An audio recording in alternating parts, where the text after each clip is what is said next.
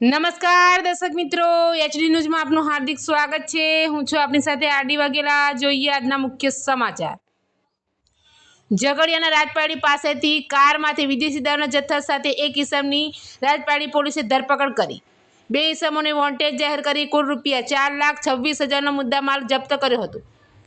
Rajpadi police મથકનો staff પેટ્રોલિંગમાં હતો તે દરમિયાન વિદેશી દારૂનો જથ્થો ભરેલ કાર ઝઘડિયા તરફથી રાજપાડી તરફ આવી રહી હોવાની બાતમી મળી હતી।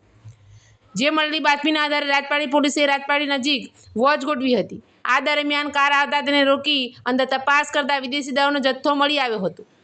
પોલીસે સુરતના શશિકાંતભાઈ ભીમાભાઈ રાવળની ધરપકડ કરી ₹1,11,000નો વિદેશી દારૂનો જથ્થો અને 3 લાખની કાર તેમજ એક મોબાઈલ મળી કુલ ₹4,26,000નો મુદ્દામાલ જપ્ત કરી અન્ય બે ઇસમોને વોન્ટેડ જાહેર કરી ગુનો નોંધી વધુ તપાસ હાથ ધરી છે। એચડી ન્યૂઝ સાથે રિપોર્ટ જયેશ પ્રજાપતિ, અંકલેશ્વર।